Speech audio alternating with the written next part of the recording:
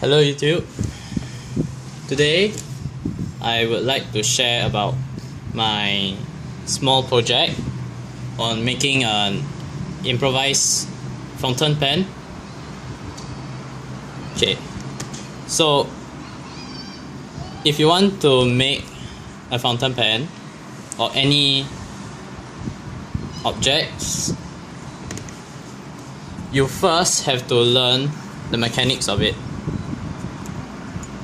This is the feet and this is the nib. Let's start with the feet.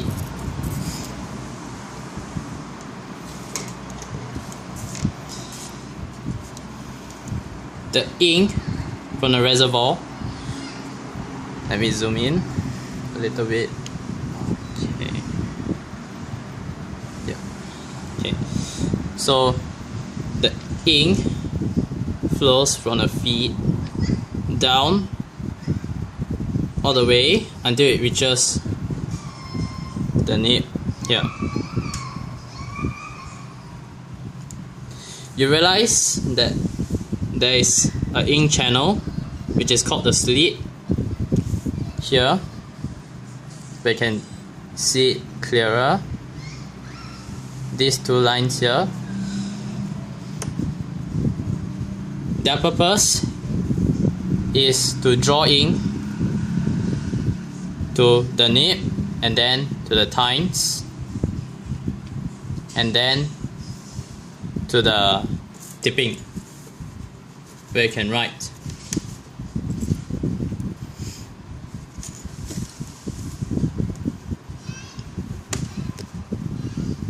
For my project,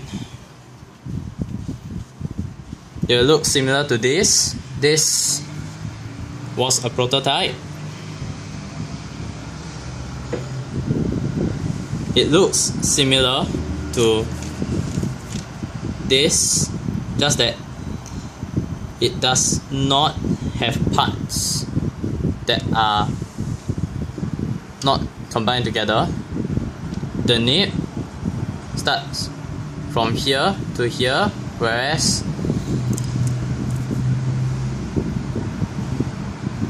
the injection molded ones or the regular ones has the nib like this that comes off from the feet.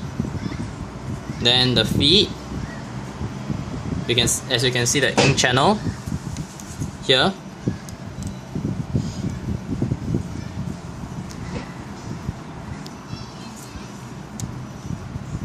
This and this.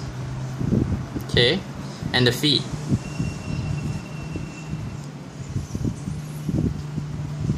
As you can see, there are these grooves. Yeah, they help to regulate the ink flow that is being carried by the ink reservoir. So when there's excess, it will flow to the feet.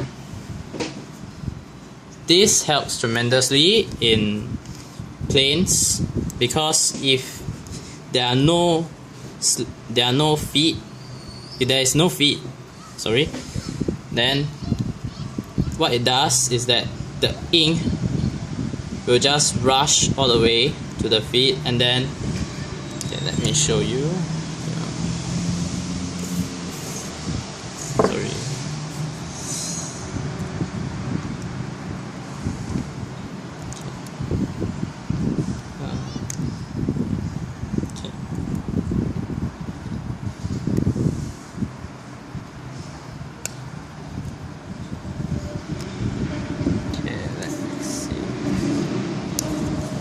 Okay, let's just assume that there is no feet. Okay, so in vintage pens, what it does is that, okay, I want you all to look at the nib here.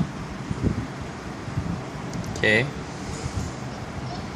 as you ascend up in terms of altitude, the pressure drops and your ink in the reservoir wants to equalize its air.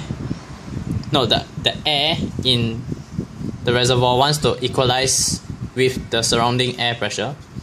So it forces some ink out of. For this is the converter, this thing here. Yeah.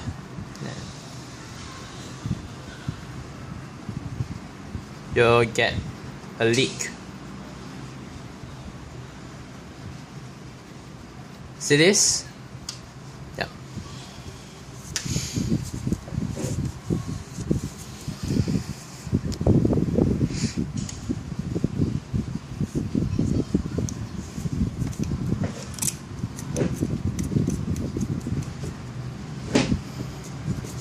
This, I guess this feed invention was found by an insurance broker called Louis Waterman. There's a story saying that he was annoyed by the feeds that he is constantly having trouble with. So he went to his kitchen, he found some ebonite feeds and started to cut grooves in it. So we have a modern day ones, but the vintage ones we have some sort of handcuff, something like this, but it can be any shape, like this, like yeah. So it's triangular, some sort of like this, I guess. Yeah, something like this. Whatever, you just get the point. So what it does is that it collects the ink that is starting to leak out, and this also helps with the consistency in writing. Okay. And for this, you realize that there's a small gap here, and a cut, some sort of valley in it, like curve here. I think it's here. This part is to regulate the air, because remember, if there is no exchange of gases, you actually create a vacuum in here and there will be no ink flowing out.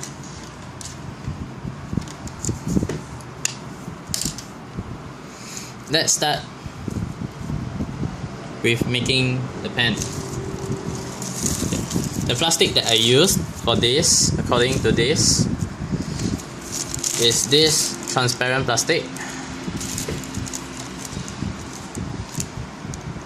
My guess for this is my guess for this plastic material is high density polyethylene, HDPE.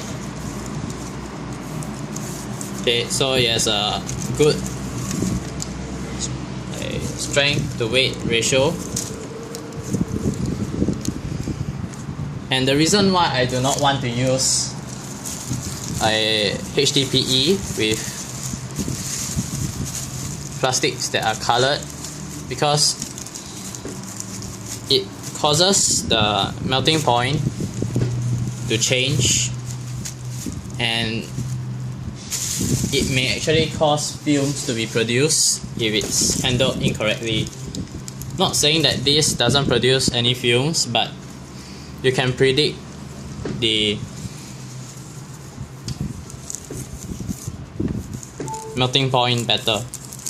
Okay, I'll be back. Okay, better. let's start with the dimensions. Oh yeah, the wires. Okay, there'll be 4 cm, but I try to go past here. The form is about 4.1, so that when you grind down, because as you can see that there are burrs here, this small little flat thing, this is called the burrs, and what it does is when you're actually cutting your wire, it actually flattens that part where you're cutting, and this is why it reduces the strength on it, so that you can just break it off. I'll show it to you later. This is just one of them. For this, I didn't measure the length, but I did measure the width. So it's about 3 cm in terms of width, and you want to cut straight. Okay, normally your hand would want to go this way, but don't do this. This is a little bit too much, but yeah, you just try to go according, like this, go according to the direction, parallel, not this way. Okay, otherwise it will become uneven. And now I'll start cutting like this. Okay, for me, my trick is that some plastics have this line here. You find that line, and you just cut like this.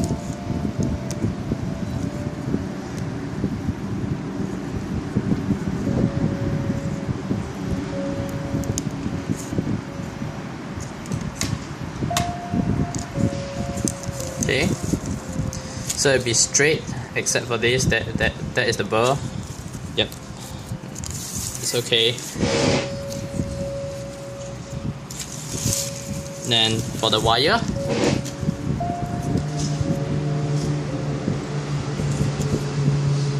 we will cut 4 cm off on the wire. Mind that the material is stainless steel 22 gauge wire.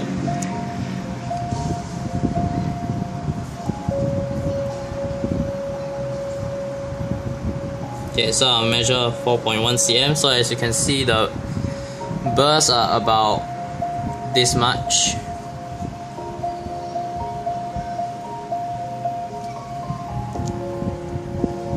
So when you grind down, it will become even, sort of, because yeah,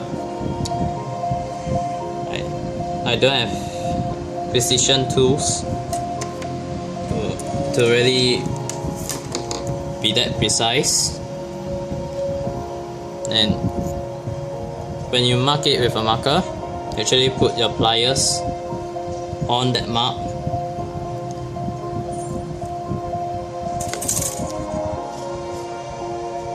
and cut.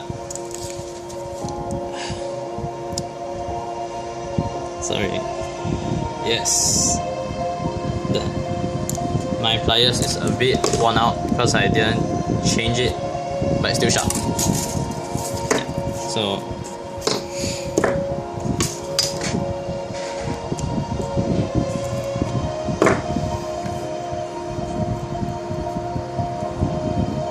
okay, for this, I have a safety advice. I'm using a pliers to hammer the burrs and the wire. no, I'm gonna hammer the wire. So when you're doing this, try not to put your fingers near the pliers, otherwise you may hit yourself. Yeah, and you know what will come next. Okay. So lubrication is important. Yeah, I try to put lots. This also reduces the heat by a bit, so that you won't actually burn your hands when you remove the wire from the pliers after grinding down the burrs. This is how you're going to put the wires. The burr will face the grinding material, while the rest of the wire will be here, behind. So what you do, you actually do this motion. Okay? Come and go. You do not want to press down too hard, otherwise you'll strain your hand, or too soft, otherwise you won't be grinding anything down. Okay, so it goes like this. As you can see, there's some materials coming out.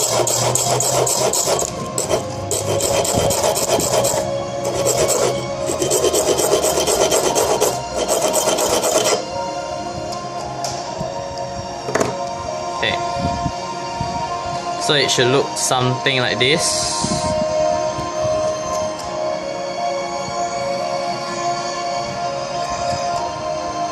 Yep, something like this. There are burrs still.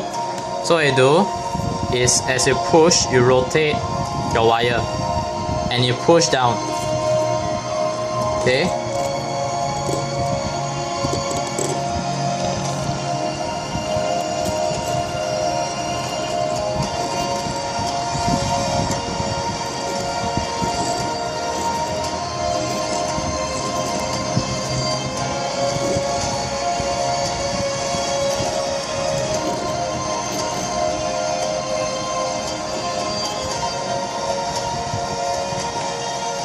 So it should look something like this, a little bit better now. No, I can't show you, but yeah, the burrs are gone.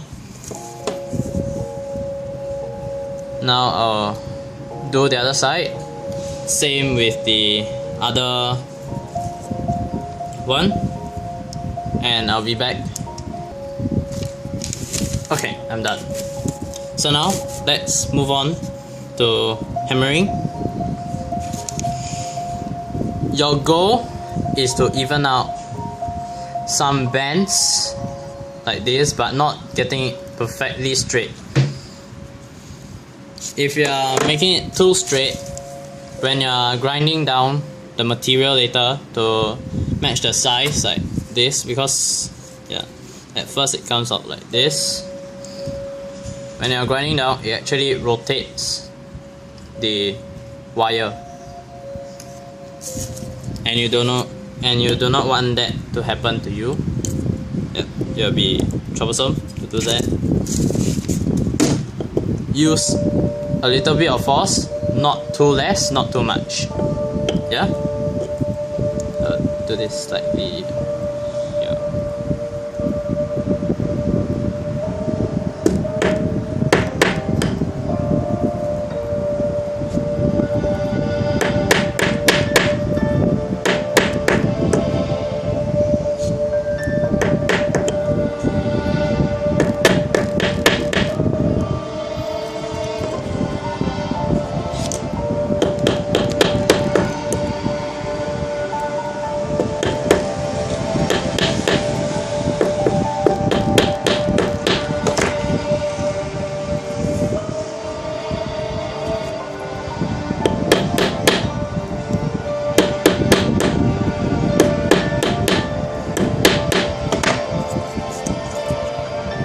The other one.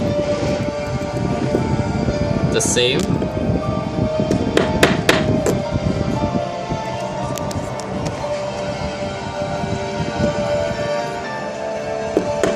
I apologize if the camera is moving because apparently my phone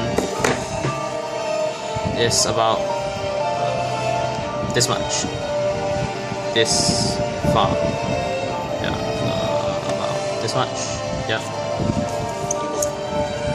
This will cause my fingers to hit the camera and the cameras will move.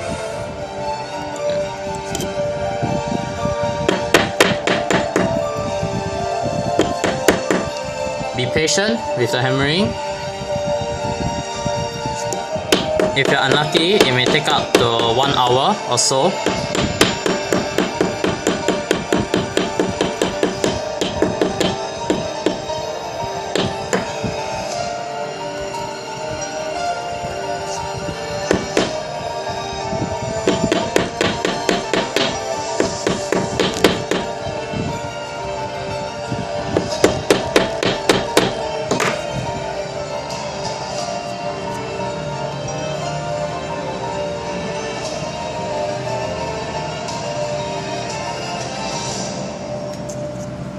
So if you were to align here,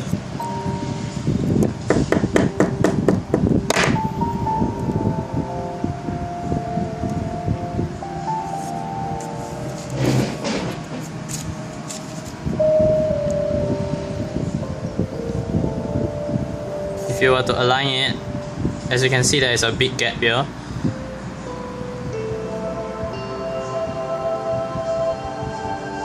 Yeah, it's okay, just leave it. Now let's move on to the folding, but first I will get aluminum foil. Okay, this. What you do is that I took 10 cm, okay, so half of it is 5 cm, the other half is 5 cm. When you fold, it's about 5 cm. Okay, you just cut straight, and what you want to do now is that you measure out 3 cm.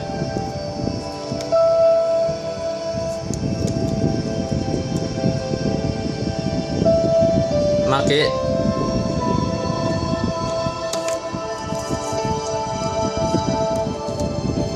and for me, I don't usually do this, but this time I want to be precise. I actually put the ruler on the 3 cm mark and then fold. If this is too far forward, it can actually prevent your plastic to melt evenly, and sometimes it may create air bubbles, yeah, so you do not want that to happen.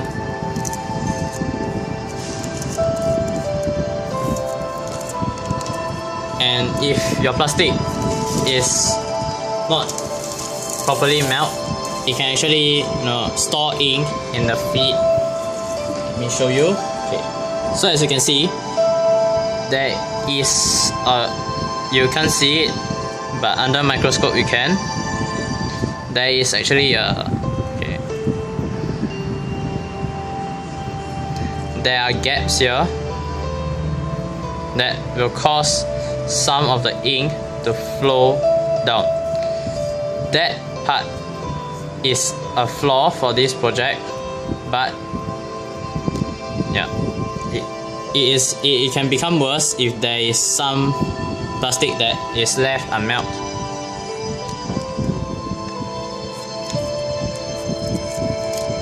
For me, I will get something like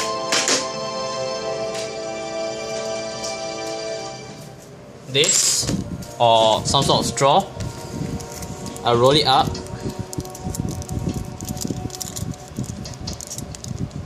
And then leave some of the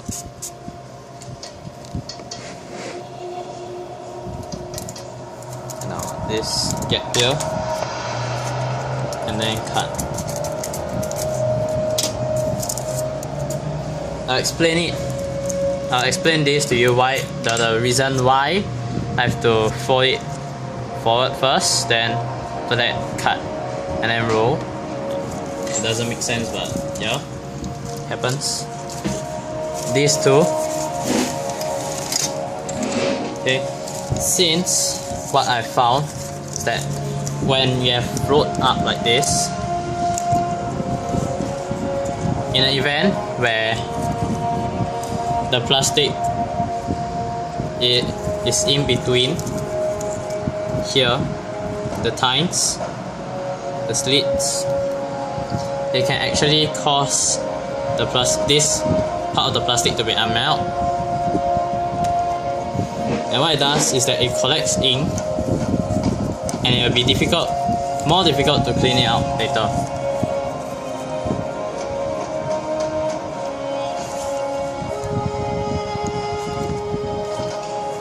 Yes, just align it and make sure it's just close together. You don't have to worry about the alignment yet, like, you know, getting the tines to be close together. And you just roll it up.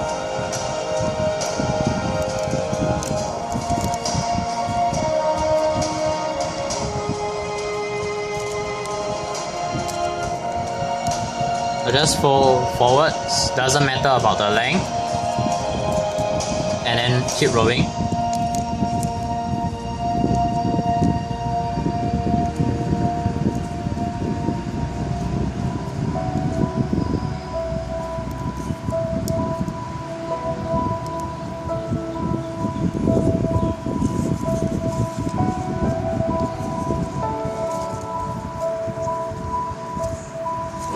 Oh, yeah, some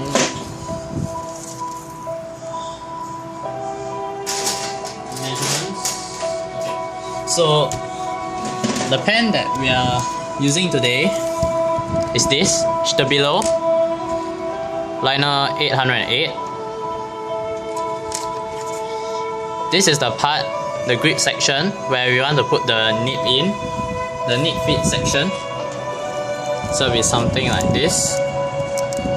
Yeah. Then you use a paper clip and ram it down. So every time when you fold, if it's getting too large, you may want to check. Just assume the diameter first.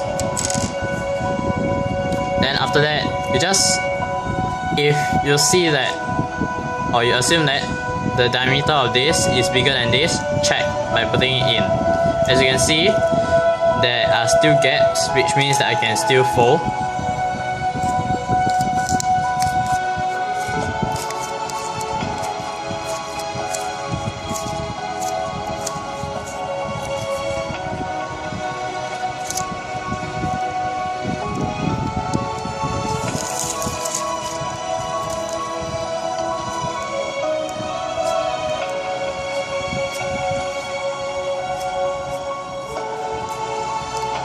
For the first few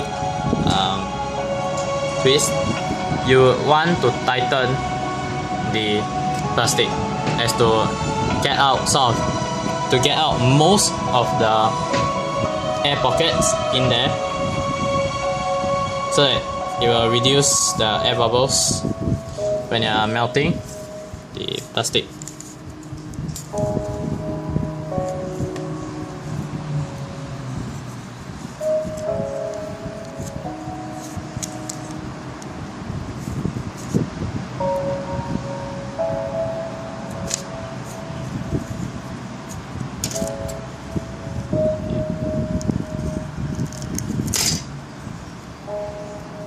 You can recycle this by putting a new one in here, but it will not have the diameter of this, so you can use this for other purposes.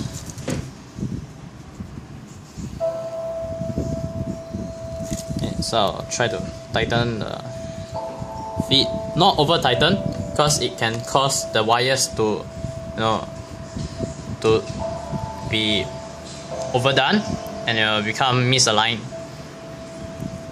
And when it does, it opens up a gap such that later when you push or adjust the nib will actually move. And you do not want that to happen. So I'll measure now. Now that's too big. I will just reduce the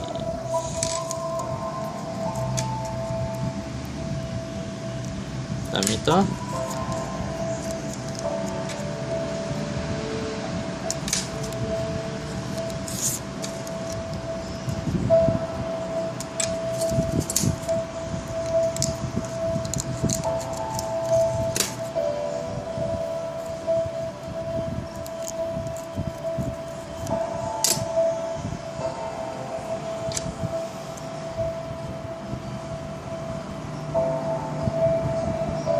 Okay, sort of fits, but a really tight fit, pleasantly tight.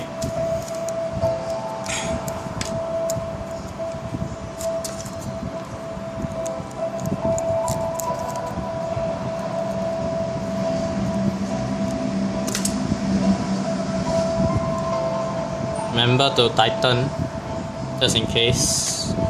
Yeah. Your goal is to fit this feet up to somewhere here or here, so that when the plastic shrinks, you can actually fit up to here at least. Then when you shave it down, you can actually fit it all the way here.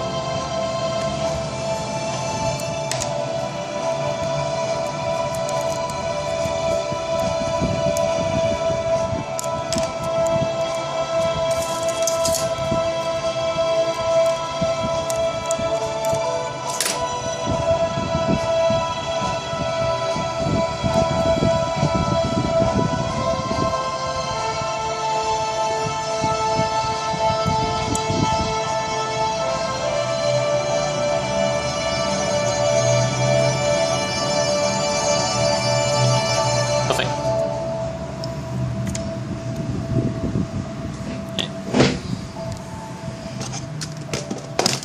This will be helpful to you when you melt the plastic, so as to not burn your hands.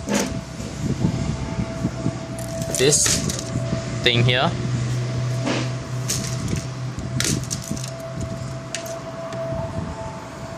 what I actually do, I try to unroll the